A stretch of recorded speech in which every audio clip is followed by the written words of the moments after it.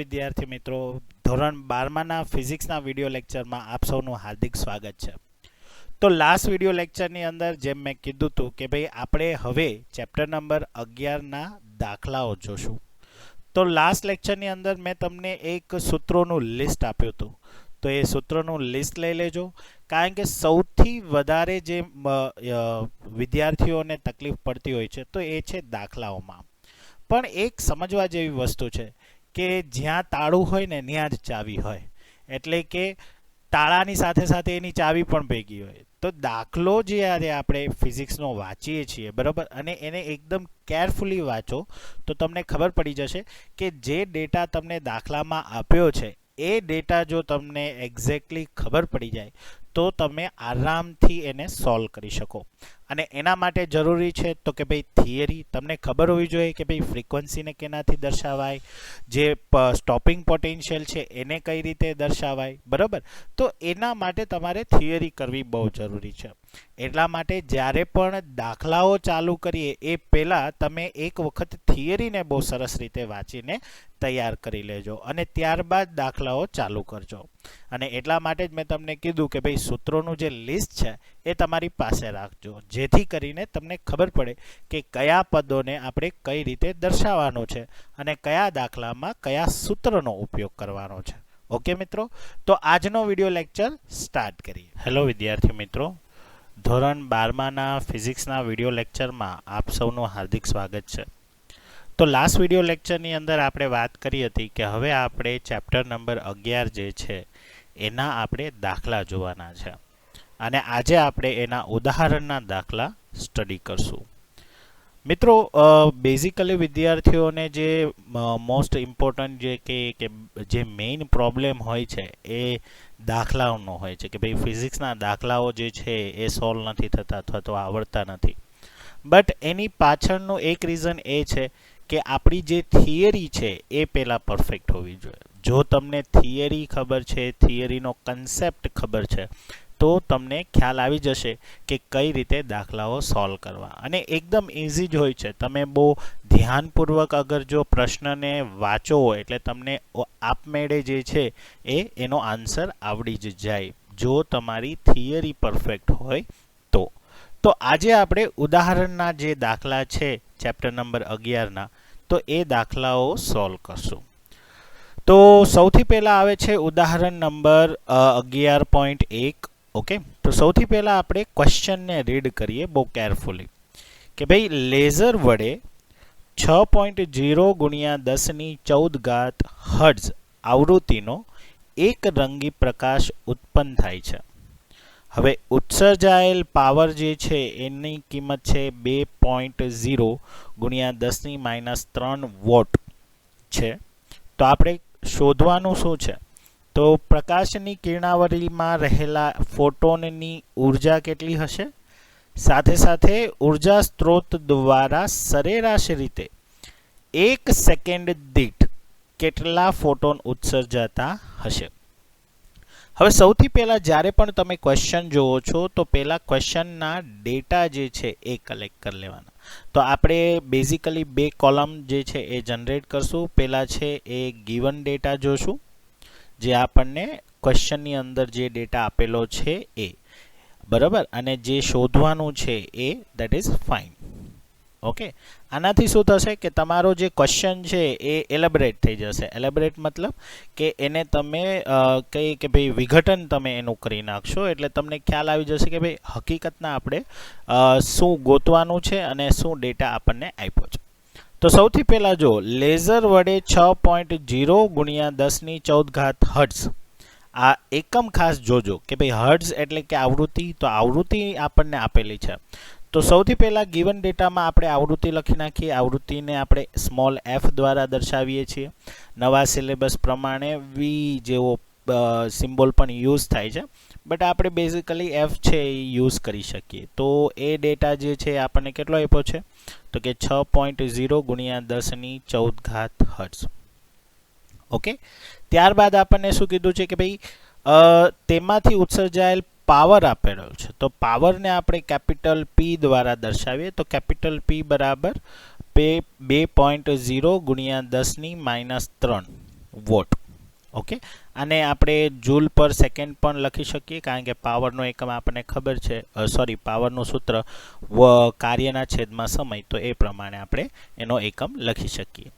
હવે શોધવાનું છે શું, તો કે સૌથી પહેલા પ્રકાશની કિરણાવલીમાં રહેલા ફોટોનની ઉર્જા કીધી છે. તો ફોટોનની ઉર્જા જે છે એ આપણે કેપિટલ ઈ દ્વારા દર્શાવીએ છીએ. તો સૌથી પહેલા તો આપણે કેપિટલ ઈ જે છે ઉર્જા જે છે એ શોધવાનું છે, એ કિસ્સા માટે. પ્લસ ઉર્જા સ્ત્રોત દ્વારા સરેરાશ રીતે 1 સેકન્ડ દીઠ, જો અહીંયા આપણને 1 સેકન્ડ દીઠ કીધું છે, એટલે આપણે ટી બરાબર શું લેશું, 1 સેકન્ડ. ઓકે, માં કેટલા ફોટોન ઉત્સર્જાય છે. હવે ફોટોનની સંખ્યા પૂછી છે, તો ફોટોનની સંખ્યા જે છે એ સેકન્ડ કિસ્સામાં પૂછી છે, એટલે એને આપણે સ્મોલ n દ્વારા દર્શાવશું. તો આ રીતે તમે કોઈ પણ દાખલામાંથી આટલો જે ડેટા છે એ આ રીતે જે છે એ ઓર્ગેનાઇઝ રીતે તમે લખી લેશો, એટલે તમારા માટે એકદમ ઇઝી થઈ જશે. હવે વાત મેઇન જે છે એ કે ભાઈ હવે તમને એ ખબર હોવી જોઈએ કે ફોટોનની ઉર્જાની જે થિયરી છે એ પ્રમાણે તમને એની ફોર્મ્યુલા જે છે એ ખબર હોવી જોઈએ. ઓકે, તો બેઝિકલી આપણી પાસે જે ડેટા છે એના બેઝ ઉપર અગર જઈએ તો સૌથી પહેલાં તો આપણી પાસે પાવર છે. ઓકે, તો પાવર ઉપરથી આપણે ફોટોનની જે ઉર્જા છે એ કેલ્ક્યુલેટ કરી શકીએ. તો સૌથી પહેલાં અગર હું જોઉં તો જો પાવર બરાબર કાર્યના છેદમાં સમય. ઓકે, તો અહીંયા કાર્ય જે છે એ ઉર્જા થશે આપણા માટે, એટલે આપણે એને ઉર્જા અપોન ઉર્જાના છેદમાં સમય પણ કહી શકીએ. બરાબર, હવે અહીંયા આપણી પાસે કેપિટલ પી જે છે એ અવેલેબલ છે, કેપિટલ ઈ તમારે શોધવાનો છે, અને ટી છે એ આપણને આપેલો છે. એટલે હવે જો હું ઉર્જાને કરતા બનાવું એટલે શું થઈ જશે, ઈ બરાબર પી, આ ટી છેદમાં છે, આ બાજુ જશે એટલે શું થઈ જશે, ગુણાકારમાં, એટલે કે ઈ બરાબર પી ઇન્ટુ ટી. તો અગર આપણી પાસે જે ડેટા છે એને જોઈએ તો પીની કિંમત આપણને આપેલી છે, ટીની કિંમત આપણને ખબર છે, એટલે આપણે શું લેશું, તો કે ભાઈ પી બરાબર 2.0 ગુણ્યા 10⁻³ ઇન્ટુ ટી એટલે 1. એટલે હવે આપણી પાસે જે ઉર્જા છે એ કેટલી મળી ગઈ, 2 × 0 × 10⁻³ જૂલ, કારણ કે ઉર્જા જે છે એ જૂલમાં મેઝર થાય. બરાબર, તો આ આપણને પહેલો આન્સર જે છે એ મળી ગયો. તો આને તમે આ રીતે બોક્સ કરીને વ્યવસ્થિત રીતે અહીંયા લખી શકો કે આન્સર. ઓકે, જેથી કરીને જે પેપર ચેક કરવાવાળો વ્યક્તિ છે, બરાબર છે, એને એકદમ સરળતા રહે. હવે આપણે જે શોધવાનું છે એ શું છે, તો કે ભાઈ ફોટોનની સંખ્યા. તો હવે એના માટે આપણે બી સેક્શન જ્યારે લખશું તો બી સેક્શન આપણે શું શોધવાનું છે, તો કે ભાઈ ફોટોનની સંખ્યા. ઓકે, તો ફોટોનની સંખ્યા સ્મોલ n તમારે શોધવાનું છે. તો સ્મોલ n માટે આપણી પાસે એક જે બેઝિક ફોર્મ્યુલા છે એ શું છે, તો કે ભાઈ ઈ બરાબર NHF. તો જેમાં આપણી પાસે એફની કિંમત છે, ઈની કિંમત છે, એચ એટલે પ્લાન્ક અચળાંક થઈ જશે, જે ઓલરેડી આપણને ખબર હોવી જોઈએ એની કિંમત, અને એન આપણે શોધવાનો છે. તો એનને અગર તમે કરતા બનાવશો તો આ બે ગુણાકારમાં છે, સામેની તરફ જશે એટલે ભાગાકારમાં આવી જશે, એટલે ઈ અપોન HF. ઓકે, તો આ જે ઈની કિંમત છે એ આપણને પહેલા કિસ્સામાં મળી ગયું છે, તો એ આપણે લખી લઈએ, તો કે 2.0 × 10⁻³ ઓકે, એચ જે છે એ પ્લાન્ક અચળાંક છે, એની કિંમત 6.625 × 10⁻34 થઈ જશે. ઓકે, અને જે ફ્રીક્વન્સી છે તો એ ફ્રીક્વન્સી આપણને આપી છે 6.0 × 10⁻14 જે ઘાત છે હર્ટ્ઝ એ આપેલી છે, એટલે આપણે 6.0 × 10⁻14 છે એ લઈએ. ઓકે મિત્રો, હવે તમારે માત્ર કેલ્ક્યુલેટરનો યુઝ કરીને એને સોલ્વ કરવાનું છે. બરાબર, તો આપણે કેલ્ક્યુલેટરની મદદથી આપણે એ સોલ્વ કરીએ. તો સૌથી પહેલાં 2.0 × 10⁻³ છે, એટલે 2 × 10⁻³, ઓકે, ડિવાઈડ બાય 6.625 × -34 ઇન્ટુ 6.0 ગુણ્યા 10 પ્લસ 14 ઘાત. ઓકે, એટલે જ્યારે આપણે આને સિમ્પ્લિફાય કરશું એટલે આપણો જે જવાબ આવશે એ 5.0314 ગુણ્યા 10 કેટલી ઘાત છે? 15 ઘાત. એટલે આ 15 ઘાત. અને ફોટોનની સંખ્યા છે એટલે અત્યારે આનો કોઈ જાતનો એકમ આવશે નહીં. જો કદ દીઠ આપણે લેતા હોય તો આની જે છે એ આપણને સંખ્યા જે છે એ મળે. તો અહીંયા તમે ડાયરેક્ટલી જે છે એ યુનિટમાં આમ લખી શકો કે ફોટોનની સંખ્યા. ઓકે, તો આ રીતે તમારો જે આન્સર જે છે બરાબર છે, પહેલો આન્સર આપણને આ રીતે મળ્યો, બીજો આન્સર જે છે એ આ રીતે આપણને મળશે. તો આ એકદમ ઇઝી મેથડ છે બરાબર. અને તમે અગર જો જોયું હશે, નોટિસ કર્યું હશે કે જો તમારી થિયરી પરફેક્ટ હશે બરાબર છે, તો એ થિયરીના આધાર ઉપરથી તમને જે જવાબ છે એ પણ એકદમ પરફેક્ટ હશે. પરીક્ષામાં એક વસ્તુનું ખાસ તમારે ધ્યાન એ રાખવાનું છે કે જે ક્વેશ્ચન આપણને પૂછ્યો છે અને જે રીતે પૂછ્યો છે, માત્ર આપણે એનો આન્સર જે છે એ રીતે વ્યવસ્થિત લખવાનો રહેશે. ઓકે, તો હવે આપણે આગળ વધીએ. તો સેકન્ડ જે છે એ ઉદાહરણ 11.2 છે બરાબર. તો ઉદાહરણ 11.2 ની અંદર જે છે એ શું આપ્યું છે એ જોઈએ. અને હા, સેકન્ડ વન થિંગ એ છે કે ભાઈ મેં અહીંયા અત્યારે મારા મોબાઈલનું કેલ્ક્યુલેટર યુઝ કર્યું છે બરાબર. તમારે જે છે એ સાદું કેલ્ક્યુલેટર યુઝ કરવાનું હોય છે, સાયન્ટિફિક કેલ્ક્યુલેટર યુઝ નથી આપણા એક્ઝામમાં બરાબર છે. ચલો હવે આપણે આગળ જોઈએ ઉદાહરણ નંબર 11.2. તો 11.2માં આપણને શું આપ્યું છે? તો કે સીઝિયમનું કાર્યવિધેય 2.14 ઇલેક્ટ્રિક વોલ્ટ છે. એમાં પહેલો કિસ્સો આપણને એમ કીધું છે કે સીઝિયમની થ્રેશોલ્ડ આવૃત્તિ શોધો. અને બીજો કિસ્સો એમ કીધો છે કે જો 0.60 વોલ્ટનું સ્ટોપિંગ પોટેન્શિયલ દ્વારા ફોટો પ્રવાહ શૂન્ય થતો હોય તો આપાત પ્રકાશની તરંગ લંબાઈ શોધો. તો અગેન આપણે અહીંયા આપણી મેથડ પ્રમાણે લખી લઈએ ભાઈ ગિવન ડેટા. ઓકે, અને જે શોધવાનું છે, ફાઇન્ડ જે કરવાનું છે એ. તો ગિવન ડેટા આપણને સૌથી પહેલાં સીઝિયમનું કાર્યવિધેય આપ્યું છે. હવે કાર્યવિધેય એટલે વર્ક ફંક્શન થાય. તો વર્ક ફંક્શનને આપણે કઈ રીતે દર્શાવીએ? φ0 તો કે 2.14 ઇલેક્ટ્રિક વોલ્ટ. હવે જો આ વસ્તુ ક્યારે ખબર હોય? જો તમને થિયરી સ્ટડી કરી હોય તો. ઓકે, હવે આપણે ગોતવાનું છે શું? તો પહેલા કિસ્સામાં આપણે થ્રેશોલ્ડ આવૃત્તિ ગોતવાની છે. હવે થ્રેશોલ્ડ આવૃત્તિ માટે મેં તમને કીધું હતું કે ભાઈ F0, આને આપણે થ્રેશોલ્ડ આવૃત્તિ કહીએ છીએ બરાબર. તમે ત્યાં V0 સિમ્બોલ પણ યુઝ કરી શકો બરાબર, ડઝન્ટ મેટર. તમને ખાલી થિયરી જે છે એના સંદર્ભમાં ખબર હોવી જોઈએ. પ્લસ હવે આપણને એમ કીધું છે કે જો 0.60 વોલ્ટના સ્ટોપિંગ પોટેન્શિયલ, હવે સ્ટોપિંગ પોટેન્શિયલ માટે આપણે V0 યુઝ કરીએ છીએ. તો V0 આપણને કેટલું આપ્યું છે? તો કે ભાઈ 0.60 વોલ્ટ. તો એ દરમિયાન આપણે શું ગોતવાનું છે બીજા કિસ્સા માટે? તો કે એ દરમિયાન તમારે તરંગ લંબાઈ શોધવાની છે. ઓકે, તો જો આ રીતે આપણને ડેટાબેઝ ઉપરથી જે છે એ વેલ્યુઝ જે છે મળી ગઈ બરાબર. તો હવે આપણે ડાયરેક્ટલી જે છે એ ક્વેશ્ચન જે છે, દાખલો જે છે એ ચાલુ કરી શકીએ કે ભાઈ આપણને થ્રેશોલ્ડ ફ્રીક્વન્સી ગોતવાની છે. હવે થ્રેશોલ્ડ આવૃત્તિ ગોતવા માટે તમારી પાસે કાર્યવિધેય હોવું જોઈએ. તો સૌથી પહેલાં તો આપણી પાસે કાર્યવિધેય છે. ઓકે, તો કાર્યવિધેયની ફોર્મ્યુલા લખીએ તો કે ભાઈ φ0. તો φ0 ઇઝ ઇક્વલ ટુ શું થાય? તો HF0. આ ફોર્મ્યુલા છે. તો HF0 તો ડાયરેક્ટલી તમને ખબર પડી ગઈ કે ભાઈ F0 ને કરતા બનાવી દો એટલે શું થશે? φ0/h. ઓકે, હવે આપણી પાસે અહીંયા φ0 જે છે એ તમે જુઓ કે 2.14 ઇલેક્ટ્રિક વોલ્ટ છે. ઓકે, એટલે 2.14 ઇલેક્ટ્રિક વોલ્ટ અપોન 6.625 ગુણ્યા 10⁻34 ઘાત. હવે અહીંયા ખાસ એ જોવાનું છે કે એચનો જે એકમ છે એ જૂલ ઇન્ટુ સેકન્ડ છે.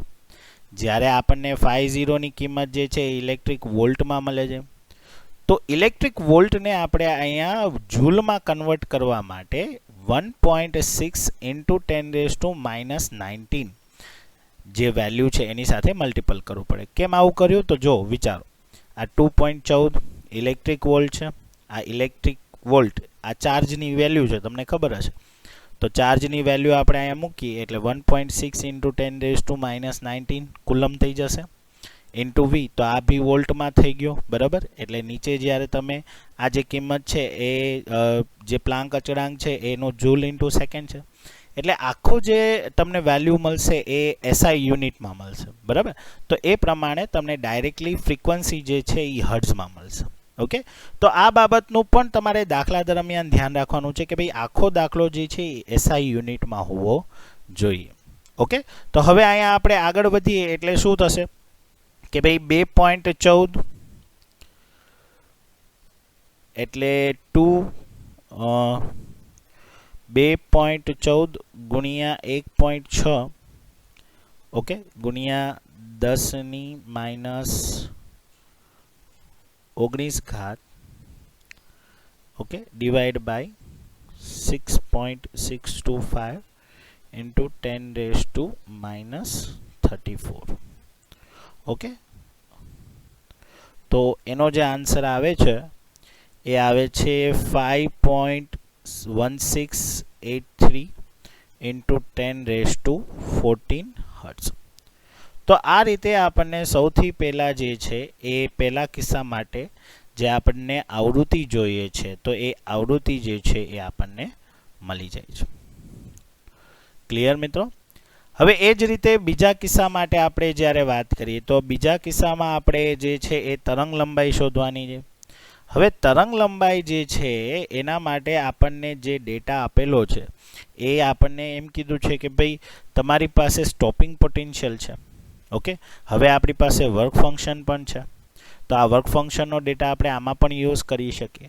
તો એવું કયું ઇક્વેશન છે કે જ્યાં આપણે સ્ટોપિંગ પોટેન્શિયલ જે છે એનું યુઝ કરીએ છીએ? તો તમને ખ્યાલ હશે કે આઇન્સ્ટાઈનની જે થિયરી હતી એ દરમિયાન આપણે આખું એક ઇક્વેશન લખ્યું હતું કે EV0 is equal to HF minus φ0.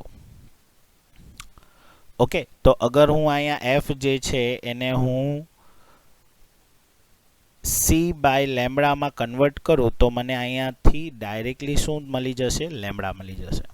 પણ અહીંયા એક પ્રોબ્લેમ એ છે કે જો આ ઇલેક્ટ્રિક વોલ્ટમાં છે તો આ આખો જવાબ છે એ પણ તમારો ઇલેક્ટ્રિક વોલ્ટમાં હોવો જોઈએ, તો તમને જે લેમ્બડા જે છે એ અનુસાર મળશે. તો સૌથી પહેલાં તો આપણે એક કામ કરીએ કે આને જે છે એ કરતા બનાવીએ. એટલે આપણે શું કરશું? આ જે -φ0 છે એને આપણે આ તરફ લઈ જશું. એટલે શું થયું કે ભાઈ HC by lambda is equal to EV0 minus φ0. Okay, તો હજી આપણે આનું સાદુરૂપ આપીએ.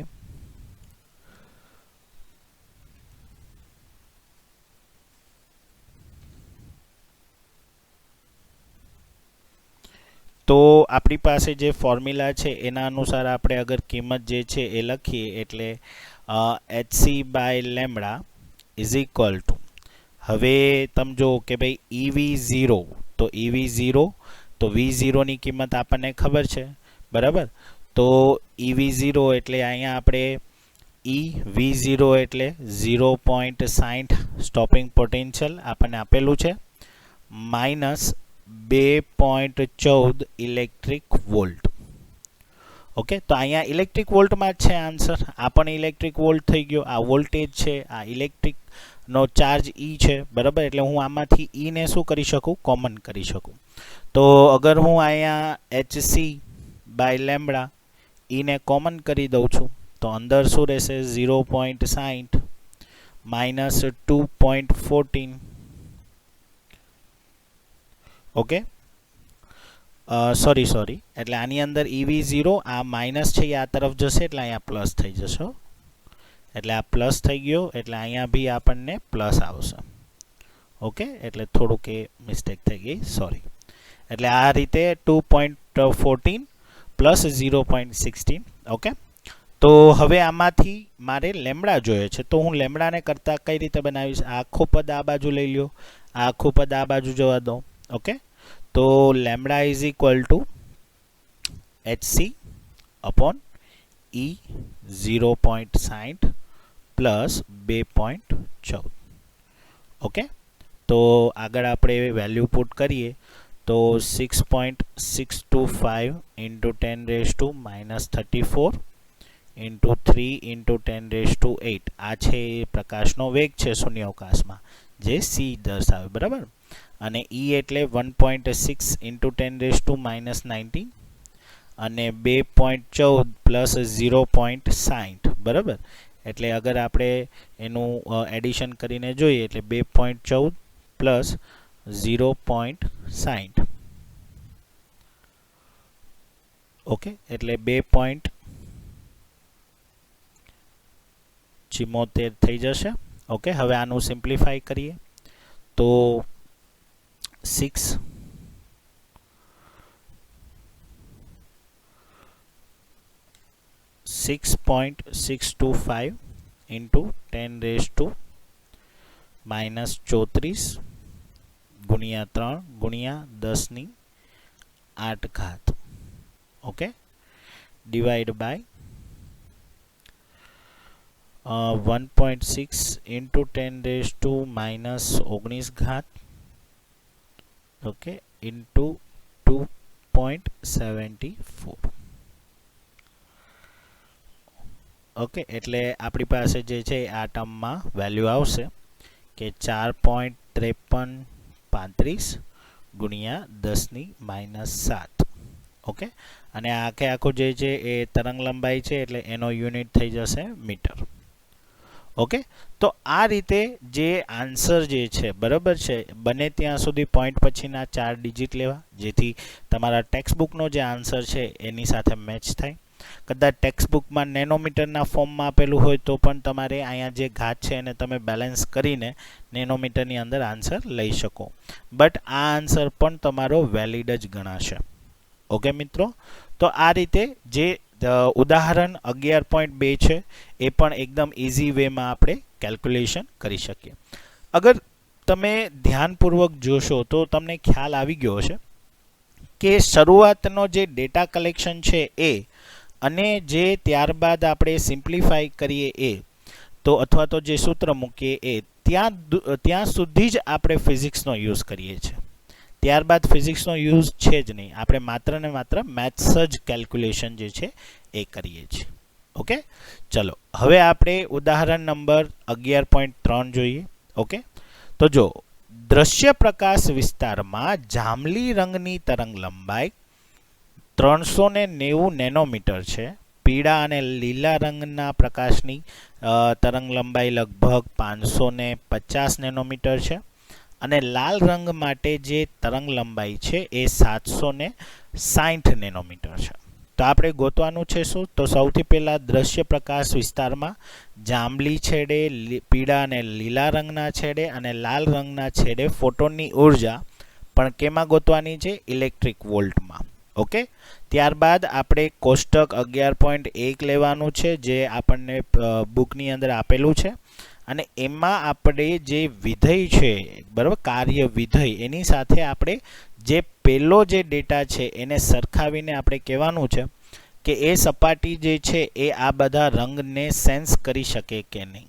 બરાબર, તો સૌથી પહેલાં તો આપણે ડેટા કલેક્ટ કરી લઈએ કે સૌથી પહેલાં આપણને તરંગ લંબાઈ આપી છે અલગ અલગ કિસ્સાઓ માટે.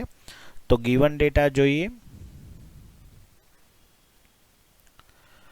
ઓકે, તો ગિવન ડેટામાં આપણને લાલ જે છે, બરાબર, પહેલાં તો જાંબલી રંગ માટે આપ્યું છે, તો જાંબલી રંગને આપણે વાયોલેટ કહીએ છીએ ઇંગ્લિશમાં.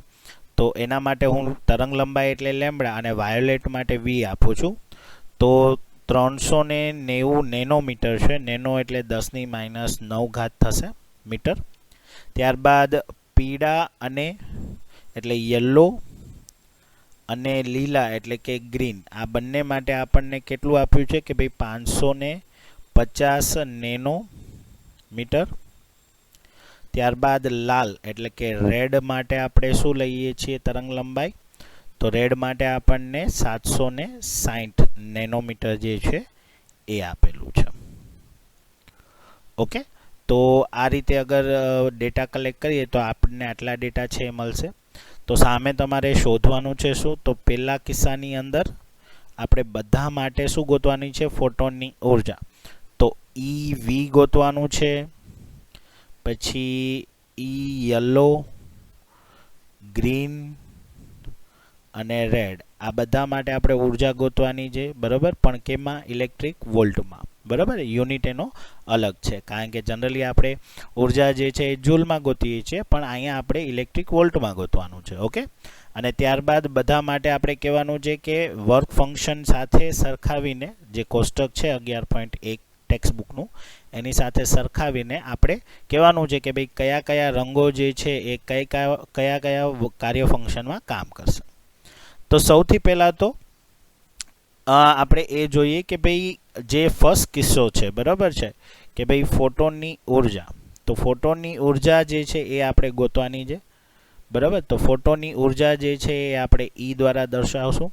હું એક માટે તમને અહીંયા દાખલો ગણીને બતાવું છું, બાકી માટે જે છે એ તમારે પ્રેક્ટિસ કરવાની રહેશે. તો હું પહેલા કિસ્સા માટે લઉં છું. તો પહેલો કિસ્સો જે છે એ આપણો જાંબલી રંગ હતો. તો જાંબલી રંગ માટે જ્યારે આપણે તરંગ લંબાઈની વાત કરીએ તો આપણને જે છે એ 390 નેનોમીટર આપેલું હતું, બરાબર. હવે આના સંદર્ભમાં આપણે ઉર્જા ગોતવી હોય તો E બરાબર HF થઈ જશે. તો HF એટલે F બરાબર C/λ તમે મૂકી દો. તો હવે અહીંયા તમે જે કિંમત લેશો, બરાબર, એ અનુસાર આપણે -34, C બરાબર 3 × 10⁸ અને લેમડા એટલે 390 ગુણ્યા 10⁻⁹. ઓકે, તો હવે આનું જ્યારે આપણે સિમ્પ્લિફિકેશન કરીએ તો 6.625 ગુણ્યા 10⁻34 ગુણ્યા 3 ગુણ્યા 10⁸. ઓકે, ડિવાઈડ બાય 390 ગુણ્યા 10⁻⁹. ઓકે, એટલે એક સેકન્ડ આપણે ઘાત માટે થઈને અલગથી કરવું પડશે. એટલે 3 ડિવાઈડ બાય 390, એટલે જે આન્સર છે એ આપણો 0.05096 ગુણ્યા, હવે આપણે ઘાતનું અલગથી કરીએ છીએ એટલે -34 + 8. હવે આ જે -9 છે એ ઉપર જશે એટલે +9 થઈ જશે, એટલે 10⁻17 ઘાત આવી. ઓકે, હવે અહીંયા જુઓ મિત્રો કે આ જે આપણને કિંમત મળી એ જૂલમાં મળી છે. ઓકે, હવે આ જૂલને આપણે ઇલેક્ટ્રિક વોલ્ટમાં કન્વર્ટ કરવું છે. તો ઇલેક્ટ્રિક વોલ્ટ અહીંયા લઈ આવવો હોય મારે, બરાબર છે. તો ઇલેક્ટ્રિક વોલ્ટ લઈ આવવો હોય તો શું જોઈએ? મારે E જોશે. તો E માટે થઈને ત્યાં મારે મલ્ટિપલ અને ડિવાઈડ કરવું પડે. એટલે હું શું કરું છું? E જોઈએ છે એટલે E થી શું કરું છું? ડિવાઈડ કરું છું. એટલે હવે આ આન્સર જે છે એ જૂલમાંથી ઇલેક્ટ્રિક વોલ્ટમાં થઈ જશે. એટલે હવે આપણી પાસે જે વેલ્યુ આવશે, હવે એની સિમ્પ્લિફાઈ કરીએ એટલે 0.05096 બરાબર ગુણ્યા 10⁻17. ઓકે, ક્લિયર, અને ડિવાઈડ બાય 1.6 ગુણ્યા 10⁻19. ઓકે, તો આન્સર આવશે 3.185 ઇલેક્ટ્રિક વોલ્ટ.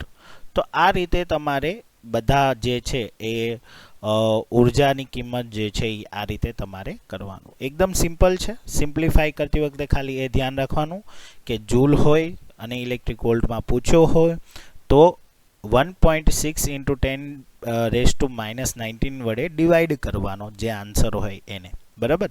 અગર ઇલેક્ટ્રિક વોલ્ટમાં છે અને જૂલમાં જવું છે તો અહીંયા તમારે મલ્ટિપલ કરવું પડશે ગુણાકારમાં. ઓકે, તો આ રીતે તમે યલો, ગ્રીન, બરાબર, અને જે રેડ છે આ બધાની તરંગ લંબાઈના સંદર્ભમાં એની ઉર્જા છે એ મેળવી લેજો. ઓકે, એકદમ ઇઝી વે છે, બરાબર. આ જ મેથડથી કરવાનું છે. માત્ર તમારે બધી જગ્યાએ તરંગ લંબાઈ બદલવાનું છે અને એને કન્વર્ટ કરવાનું છે. ઓકે. હવે જે સેકન્ડ કિસ્સો છે એ ખાસ જોવાનો છે કે સેકન્ડ કિસ્સામાં આપણને એમ કીધું છે કે ભાઈ એક કોષ્ટક છે, એ કોષ્ટકના સંદર્ભમાં 11.1 જે કોષ્ટક છે એના સંદર્ભમાં તમારે કહેવાનું છે કે કયા રંગની સપાટી છે એ કયા રંગની સપાટી કયા ધાતુ માટે આપણને ફોટોઇલેક્ટ્રિક ઇફેક્ટ આપે. તો અહીંયા તમારે થિયરીનો એક મોસ્ટ ઇમ્પોર્ટન્ટ પેરામીટર સ્ટડી કરવાનો જે કર્યો હતો એને યાદ કરવાનું છે કે ભાઈ જે ધાતુઓ છે, બરાબર, જે ઉર્જા તમે આપાત કરો છો, હવે એ ઉર્જાથી તમારું જે વર્ક ફંક્શન છે, બરાબર, તો એ વર્ક ફંક્શન અને એ ઉર્જા વચ્ચે આ સંબંધ હોવો જોઈએ. તો જ એ શું કરશે? ફોટો ઇલેક્ટ્રિક ઇફેક્ટ દર્શાવશે, બરાબર. તો અગર હું તમારા માટે આ ક્વેશ્ચન અગર આન્સર આપું તો માની લ્યો કે મેં જે છે એ વાયોલેટ માટેની તરંગ લંબાઈ લઈને એની જે ઉર્જા છે એ કેલ્ક્યુલેટ કરી અને એ ઉર્જા છે 3.1850 ઇલેક્ટ્રિક વોલ્ટ આવ્યો, બરાબર. તો મને કઈ ધાતુ છે એ ફોટો ઇલેક્ટ્રિક ઇફેક્ટ આપશે? તો કે આના કરતાં ઓછી, બરાબર. માની લ્યો કે કોઈ એવી ધાતુ છે એ કોષ્ટકમાં કે જેનું 3.02 ઇલેક્ટ્રિક વોલ્ટ હોય, તો આ જે છે એ મને શું કરશે? ફોટો ઇલેક્ટ્રિક અસર આપશે. શું કામ? કારણ કે આનું જે ઉર્જાનું મૂલ્ય અને જે કાર્ય વિધેયનું મૂલ્ય છે એ કેવું છે? આ રિલેશન, આ સંબંધને દર્શાવે છે એટલે. પણ માની લ્યો કે કોઈ જે ધાતુ છે એનું કાર્ય વિધેય છે એ આ રીતે હોય કે 3.20, તો આ મને ફોટો ઇલેક્ટ્રિક અસર આપશે નહીં. શું કામ? કારણ કે આનું મૂલ્ય જે છે એ આના મૂલ્ય કરતાં કેવું થઈ ગયું? વધી ગયું, બરાબર. તો તમારે આ સંબંધ છે એ કોષ્ટકમાં જોવાનું રહેશે, બરાબર, કે જે આપેલી ઉર્જા છે જે તે તરંગ માટે તમે લ્યો છો. ફોર એક્ઝામ્પલ, અગર આપણે જાંબલી તરંગ લંબાઈ લીધી અને એના માટે જે ઉર્જા ગોતી, બરાબર, તો એ ઉર્જા જે છે એ 3.185 ઇલેક્ટ્રિક વોલ્ટ આપી. તો એ એવી બધી ધાતુઓ કે જેની કાર્ય વિધેય જે છે એ કેવું હશે? તો કે જે આ મૂલ્ય છે એનાથી ઓછું હોય તો એ બધા જે છે એ શું કરશે? ફોટો ઇલેક્ટ્રિક અસર આપશે. પણ જો કાર્ય વિધેયનું મૂલ્ય આ મૂલ્ય કરતાં વધી જાય તો એ જે ધાતુ હશે એ આપણને ફોટો ઇલેક્ટ્રિક અસર આપશે નહીં. ઓકે મિત્રો, તો આ રીતે જે દાખલાઓ છે એના સંદર્ભમાં અગર વાત કરીએ તો દાખલાઓમાં સૌથી મહત્વનું જે છે એ તમને આઈડિયા આવી ગયો હશે કે સૌથી પહેલાં જે છે એ થિયરી છે.